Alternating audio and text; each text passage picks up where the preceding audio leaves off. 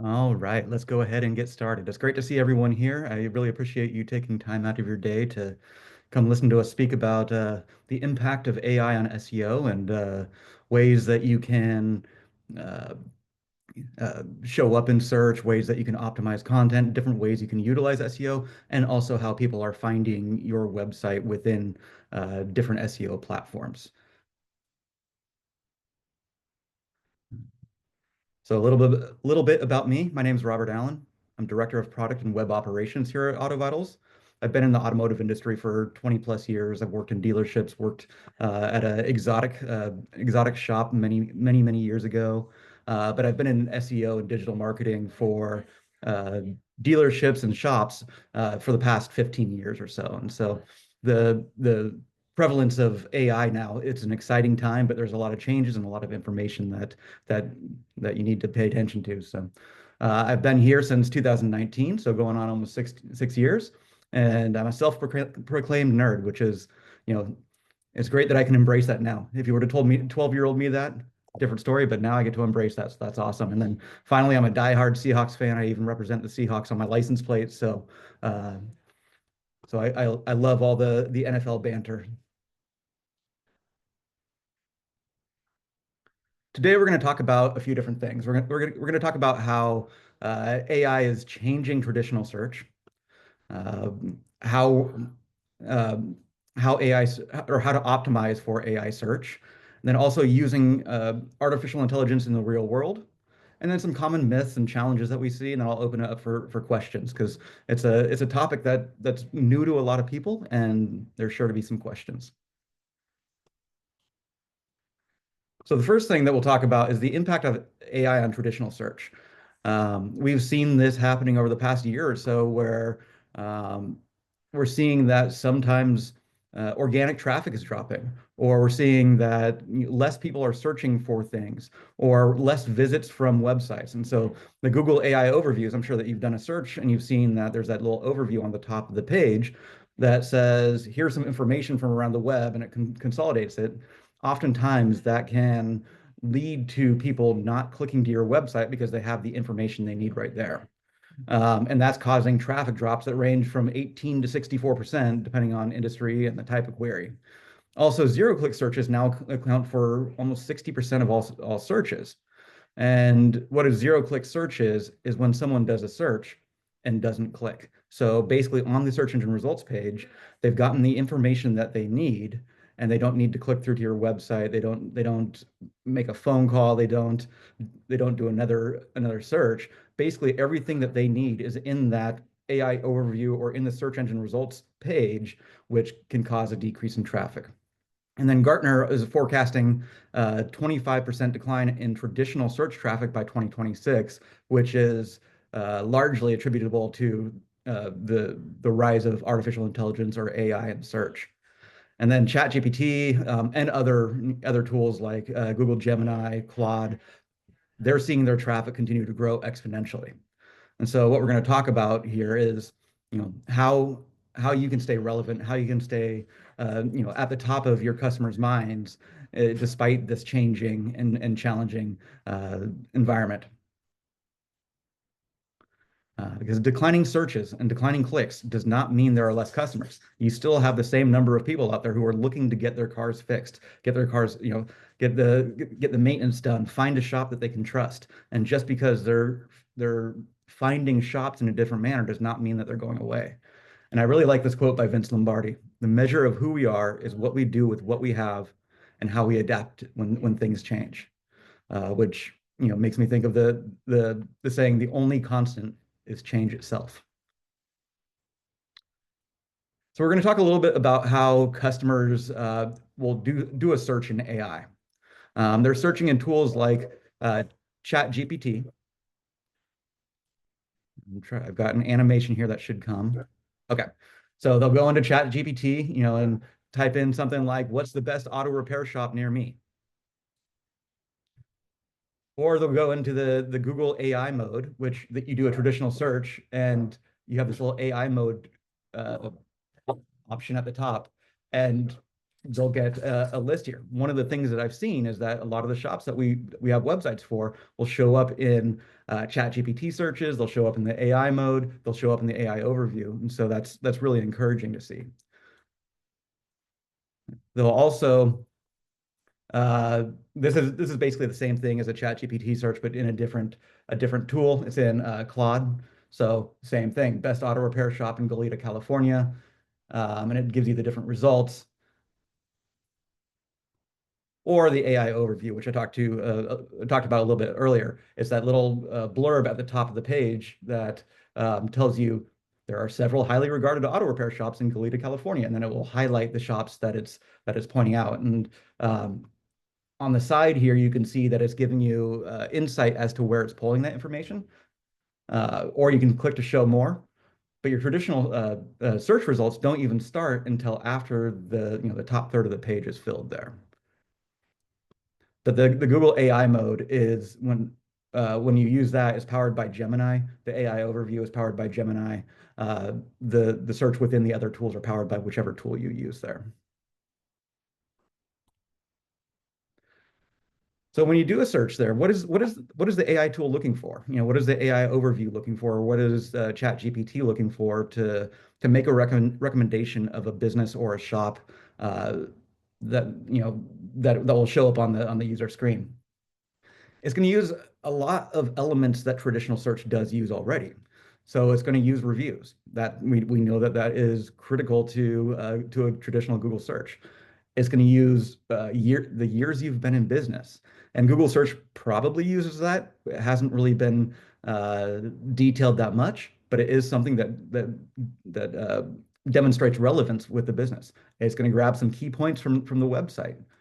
It's going to grab some mentions around the web, or in a lot of cases, that's going to be Reddit. So it's going to pull in conversations that people are having about recommended shops in the area. And so here you can see in this one search results, ATG Auto Repair in Goleta, decades-long local reputation. They've been in Goleta since 1972, and so you're seeing that years in business. Their website highlights transparent pricing, ASE certified technicians, modern diagnostic vehicle workflows, and a 12-month, 12,000-mile warranty. And so that's pulling in a lot of the little granular tidbits that you add on your website, the certification icons that you have that talk about the affiliations and certifications, all the spots around your website that talk about the warranty, um, all the different parts of your page that talk about transparent pricing. It's really scouring all that and pulling it in. And when you look at these search results, you can see it's kind of hard to see on the slide, but you can see in the bottom right here, there's a little shadow text. It says ATG Auto Repair plus 15. That that's linking to the 15 different sources that it's pulling that information from. And then finally on this slide, it's pointing out ATG by far trusted with its hands down and never trying to push you into unnecessary service. This is pulled from two different Reddit threads, so Reddit plus one. So it's really important to understand how people are talking about your business on different social platforms, especially Reddit. So how do you optimize, you know, how do you optimize your digital footprint for AI search? And I love this GIF here because there's a lot that goes hand in hand with traditional search in that, reviews, content on your website, uh, key elements from your traditional search are going to play into effect uh, with AI search. But there are some slight differences. And so, AI is a lot more transparent on where it's pulling its insights from. So if there's something that you find that's negative, you can click through in that AI search to where it's pulling that negative information. It could be a thread on Reddit. It could be a review. It could be possibly something that isn't highlighted on your website that you need to make more prominent. You want to make sure that all the key points are present and correct. So like we saw on that last slide, you want to make sure that your warranty is mentioned, that certifications that will benefit the customer are present and easily found on your website. And I kind of break those into two different things. I think that we have a lot of shops that work with different vendors like BG products, which is beneficial to customers, but a lot of customers wouldn't know is necessarily beneficial to them without being told. Where when they see ASE certified technician, that means to them that they're going to get a higher level of service or more, it holds weight. And so we have to make sure that the things that customers would view as uh, something that benefits them are are front and center on the website so that the tool is able to surface it very easily. Uh, we're going to make sure that the social signals and mentions around the web, you can't control what people say, but you can respond and you can kind of tailor that conversation if you find one on Reddit that might be worth addressing. And then a unique value proposition. I did one search when I was preparing for this presentation where it listed a few shops, and I asked ChatGPT why it didn't surface this other shop in the area. And it mentioned that there is no unique value proposition on the website, and that the website talked about smog and oil change, but didn't have a unique value proposition. So I think it's really important to look at maybe the slogan that's on your website or a unique value proposition that you can put on the homepage of your website that's really easy for the chat GPT, Gemini, Claude, all the different AI tools to digest and pull in. All right. And so I'm gonna pivot a little bit here. Um, outside of the AI search or having your website show up in AI search uh, or using AI to search for your website, you can also use it for creating content. Um, there's a lot of myths, a lot of common misconceptions um, that come along with this. But using AI for website content, it's quick. You can use it to create blog posts or website content. Or one of the things that I really love it for is brainstorming. You can control the voice by setting the right prompt, and I'll get into prompt creation in a minute here. But by setting the right prompt, you can dictate how that content is sound. So it doesn't sound like it's written by AI. You can have it sound like it's written by an expert. You can have it sound like it's written for a specific audience. And then, I mentioned brainstorming. Not sure what to write? Ask ChatGPT. What type of content should you put on your website? And I'll go into how we prompt that in a minute here. Okay, so when you're creating content with AI, the better the prompt, the better the result. Just like a lot of things in life, if you don't ask for something, you probably won't get it. Or if you ask an ambiguous question, you might get an ambiguous answer. Same thing here. You want to be very specific with what you're asking for in ChatGPT. Or I always default to ChatGPT, but within the AI tools, Gemini, ChatGPT, Perplexity, Claude, any of them. So you're gonna want to define the expertise, define your goal. You're gonna want to define what that keyword or topic is, the difficulty level, and then the tone of voice. So for example, you are an ASE certified master technician. Create a blog, this is the goal here, create a blog post for Robert's Auto Repair website to improve ranking for tire rotations and help inform visitors to my website why tire rotations are important. Uh, Focusing on the importance of regular tire rotations for rear-wheel drive vehicles. That goes in line with the keyword or topic. The target audience is the general car owning public who does not have a background in mechanics. That's the difficulty level. And then the tone of voice, use a casual, humorous voice. So with all these, we've really established the specific result that we are looking to get out of the prompt. And what that looks like is you are an ASE certified master technician. Create a blog post for Robert's Auto Repair website to improve ranking for tire rotations and to help inform visitors why tire rotations are important. Focus on the importance of regular tire rotations for rear-wheel drive vehicles. The target audience is the general car owning public with no background in mechanics. Write in a casual, humorous voice. And one thing that's kind of funny is when I was preparing this slide, I had typed out the bullet points first, and I put those into ChatGPT, and I said, write a prompt that would generate a solid prompt for this result. And so this is the result of me putting those bullet points into ChatGPT. So what kind of content should I be writing? The opportunities are endless. The one thing that I'm going to point out first is you always want to review AI written content for accuracy and edit where needed. I can't stress that enough. Humans are still required in this process because even though it may sound like it flows good or sound like it's accurate, you know, ChatGPT is not always 100% correct and may put incorrect information within the content. So always check what's written for accuracy. The grammar is usually pretty good. The tone of voice is usually pretty good, but anything that is a fact, you'll want to check to make sure that it's 100% accurate. But you can use it for blog posts. Using that same method before, you just define the different criteria that you want in your blog post. You can even indicate, I want it to be 1,000 words, 600 characters, whatever that length is, and it will write it. You can use it to optimize existing content. So maybe there's a piece of content on your website or your blog that you don't like, or something just doesn't sound right. You can explain what that challenge is to the tool, and have it basically say the same thing as the content says now, but just rewrite it so it sounds like it flows better, or it's from a different tone of voice, or it's targeting a different audience. Uh, you can use uh, you can use AI in communicating with customers. Uh, I, I I see a lot of similarity in the work that I do to the work that you all do, in the sense that, I work in kind of a technical field, and the people that are the customers don't always have a strong understanding of the technical parts of the work that I do.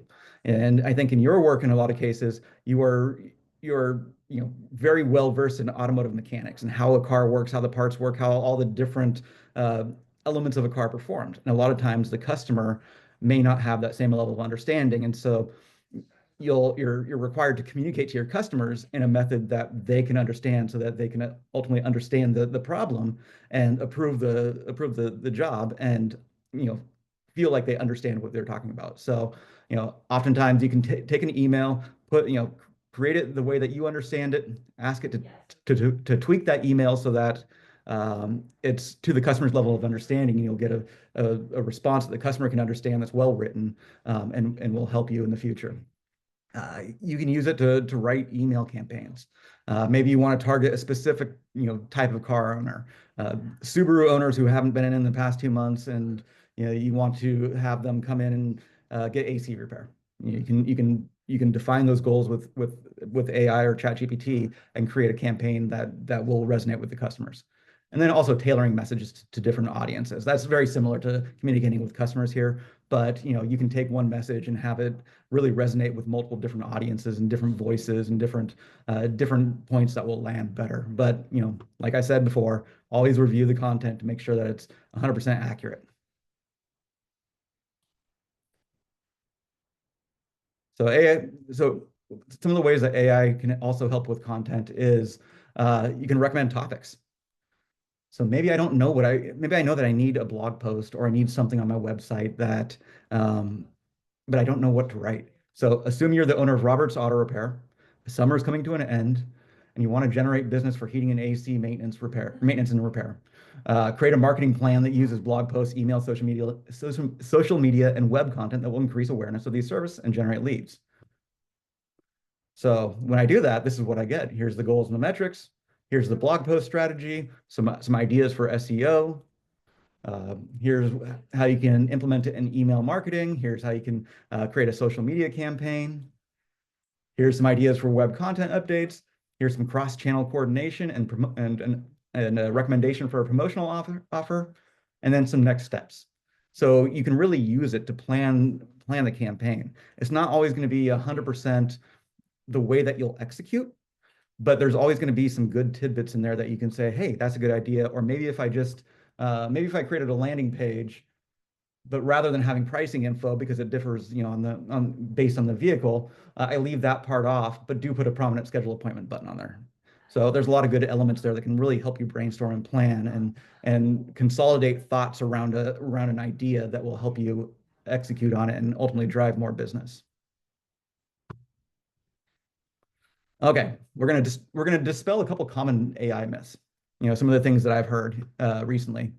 Google penalizes AI content. I've heard people say that AI content is low quality or duplicate, or Google just does not like AI content in general. That's not necessarily true. Google's main goal is to provide an experience to the customer that keeps them coming back for more. And so that means that Google is really looking to have quality content or content that answers the customer's question or the user's question, regardless of how it's written. So if you do a quality prompt based on an answer that a customer really has, and it generates content that answers that question, it's going to rank just as well as someone who wrote that content manually uh, if the content's exactly the same. In many cases, it may rank it higher because it's going to recommend some items that maybe you didn't think about in the manual content process that you're now including in it. So uh, AI content is just as relative to Google as manually written content. Um, Another one I hear is that you need an AI disclosure or LLM.txt to rank. And this is one of those things that I've seen some web vendor salespeople using is the LLM.txt. Your website doesn't have an LLM.txt, it's not going to rank. So there's two separate things here. The LLM.txt is essentially a technical file that you have on your website that tells the AI bots what can be crawled, what can't be crawled. It's still an idea, but no one's adopted it yet. And there hasn't necessarily been a lot of trend to it being adopted. If it does get adopted, then it's something that will definitely need to be added to websites. But as of now, it's not something that's needed. Or that you need an AI disclosure saying that this content was written by AI. The only time that I recommend using an AI disclosure is if you have some way that you're getting content that is created by AI that you're not reviewing and no one has their eyes on. But as long as you're reviewing it and editing it and treating it like regular content, then the AI disclosure is not needed. Um, AI replaces the need for humans. Absolutely not. I think it changes how humans are used in the process. It changes the efficiency that humans have, but it does not replace the need for humans in the process of creating content, communicating with customers, or solving the challenges that we can use it for. And another one that's pretty prevalent is AI generated content is so good, I'm gonna go out and create 1,000 pages of AI generated content or 100 pages of AI generated content. I don't see a way, whether it's manually written content or AI generated content, that you can quickly create hundreds, thousands of pages of content and have it be high quality content. So this really goes back to the content will rank if the content is deemed good and answers the question that the user has. And so if you're creating hundreds of pages at one time, the bar is much higher for that level of content. And so creating hundreds of pages is not a great idea. Also, you still need to review those hundreds of pages of content, which is going to slow down that process. But yeah, so Google has made it clear that it really cares about content quality and EEAT. So EEAT is experience, expertise, authority, and trust. So whether you're writing manual content or using AI to create content for a blog, website, email, you want to make sure that it's demonstrating your experience, it's demonstrating your expertise. Oftentimes, going back to one of the earlier slides, uh, oftentimes things like the years that you've been in business, the reviews, the things that are on your website will help contribute to those. Authority, if you own an auto repair shop, your website is 100% auto repair content. You have a history of auto repair content and users finding your content in auto repair search. You have authority on the topic. And trust. So trust is basically, can Google trust you? And there's a lot of things that go into this. Is your information across the web consistent? How are your reviews? Things like that. And so as long as the content is establishing EEAT, then it will rank. So it's helpful and useful to the customers. And then, once again, always proofread your content and read your content as if you were a customer. You'll set the target audience to this, but don't read it as someone who owns or works in an auto repair shop. Read it as someone who is the common customer that's coming to your shop or coming to your website and needs to understand the information. And I love this quote here. This is actually a quote from John Belmonte, the CEO of AutoVitals. You will not be replaced by AI. You may be replaced by a human who knows how to use AI. So one of the things that I promote, and my family laughs about this, is it's not just work. I'm a big proponent of using AI in your daily life because the more comfortable you are with it, the easier it's going to be to turn to when you have a challenge at work that you need to solve with AI. And so I was going through my ChatGPT search history, and it's great because it shows you all your different conversations that you've had with it in chronological order. I love this because oftentimes I'm working on something and I'm communicating with ChatGPT. I'm trying to solve a problem, and I get pulled away and onto the next thing. And maybe a few days later, I come back to that same problem, and I can just pick up that same conversation. But I was going through that list, looking at all the different things that I've used it for recently. A lot of brainstorming. How do I solve this problem? What should I do in this situation? What type of content should I write? I check my work in a lot of cases. I've used it for Excel formulas. Um, I've I've used it to consolidate Google searches.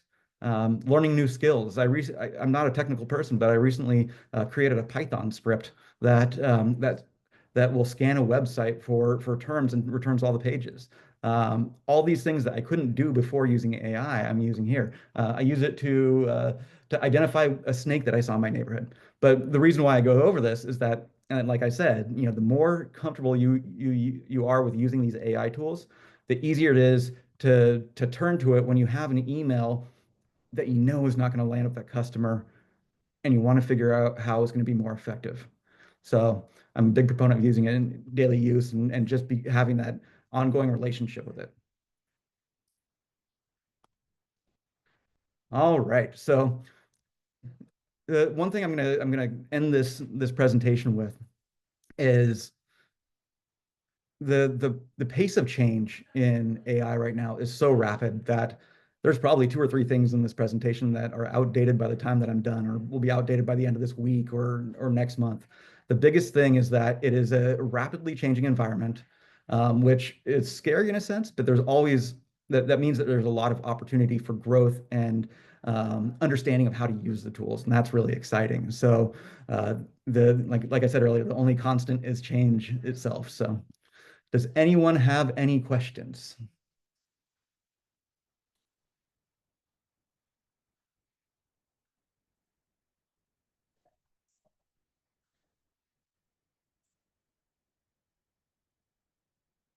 And there is a Q&A button in the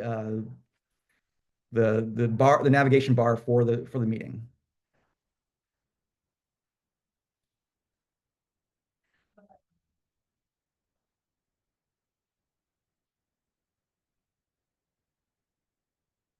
Okay, here's one.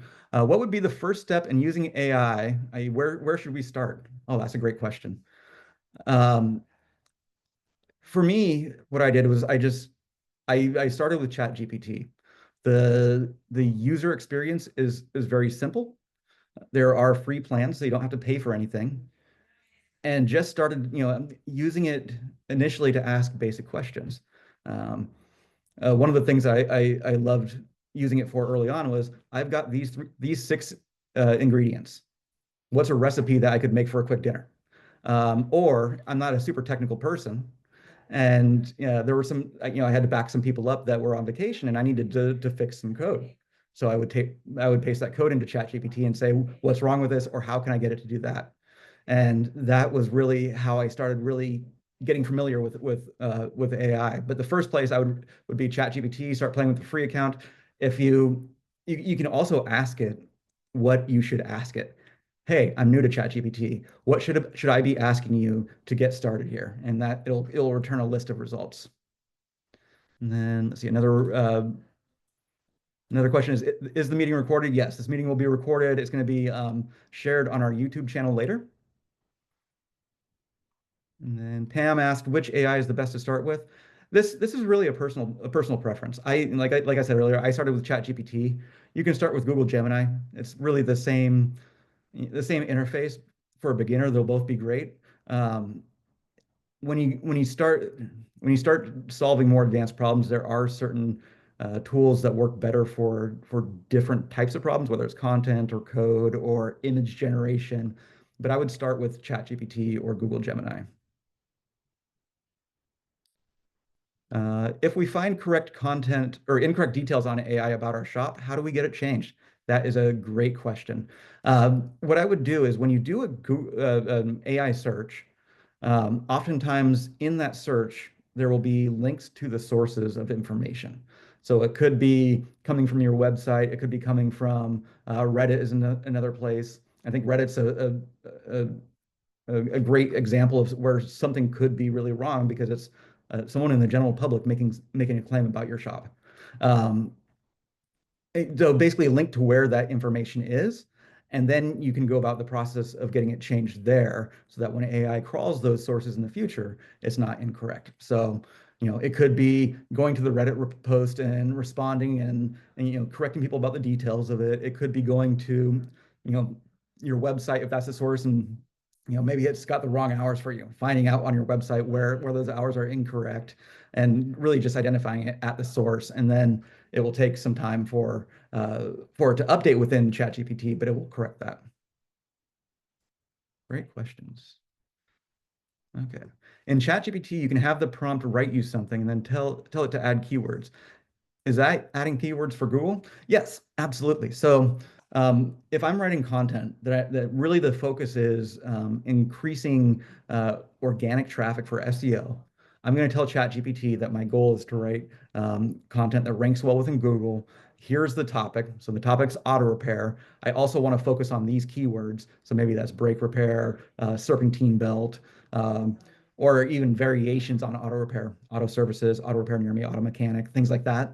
Um, those keywords that it's inserting are keywords that will work well within organic search for Google. So as long as people are searching for those topics, that should help it perform better within a traditional search. That's okay. Another question here. Since AutoVitals does websites, are there things we do to keep our sites? Oh, sorry, it just refreshed here. Are there things we do to keep our sites on the up and up as we see shifts in the technology? Absolutely. So one of the benefits that we have here is that we own the platform that our websites are built on. So that means when things change in the industry, we can make changes across the board to reflect the need for that current change. I often joke about the example if Google ever says that they want all websites to be purple to rank, we can quickly within a couple days make all websites purple. So that's one of the benefits about the websites that we have. But also if we find that maybe AI is not finding a specific type of information on the homepage that we know is relevant to AI search, we can at scale or across websites change it to better perform within the AI search that's happening. Um, So as AI captures more search market share, will the term SEO cease to be an important thing? I don't think so. I've heard some people throwing out the term GEO or AEO, different variations that include AI within SEO. But SEO is still going to be, people are still going to go to Google, even if the market share declines. It's just changing how people search. And so SEO will be around, it will evolve, but it will still be an important thing. And then, let's see.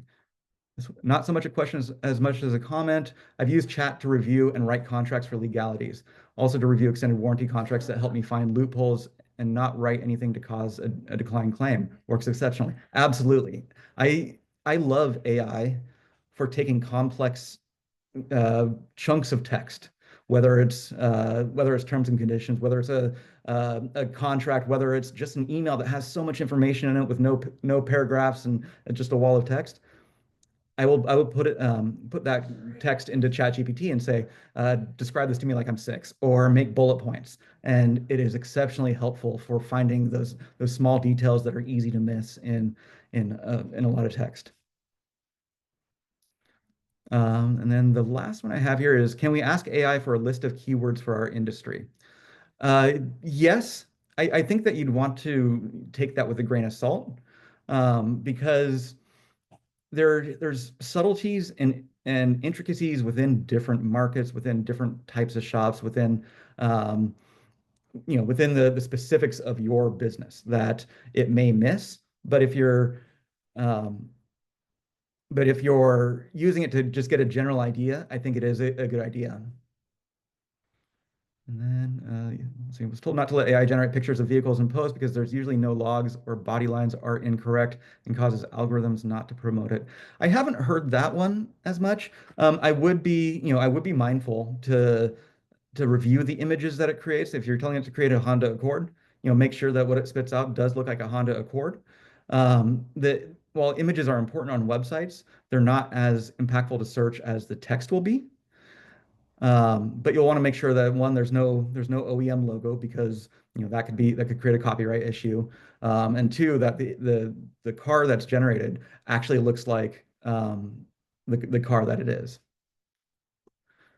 And then let's see. Randy said, the more I've used it, the better it's learned me and what I like. Absolutely. AI if you use the same chat GPT login, um, it's going to learn your tone of voice. It's going to learn the types of questions you ask. It's going to tweak or tailor your future messages to the information it learns about you. There's also settings within the tool that you can go into and say, don't talk about these things or don't use these words or different elements that you can filter out. Great questions. All right. Um, are there any other questions? Oh, I want to create a legend or some sort of outlines for new employees to follow. What's the best place for that? I think that either ChatGPT or Gemini or any of the AI tools could do that. Um, it would be, it would be a great tool. It's just something I would want to make sure that it was reviewed and made sure that it was 100% accurate and met what you were looking for before you called it final. So if I were going to do that, I'd probably assume that I'm going to get 80% of what I'm looking for, put that in a document after the fact, and then edit that document to be specific to what I'm looking for.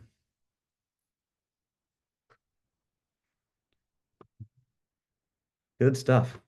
All right. So this is a recorded uh, presentation. It will be on the YouTube channel probably later today or tomorrow. And I look forward to doing future presentations on this because, like I said, it's constantly changing, and there's likely going to be new information within the near future or over time that's going to be relevant to our industry, to the types of business that we do, to our websites, to our other products as well too. So, thank you very much for spending time with me. I really appreciate it.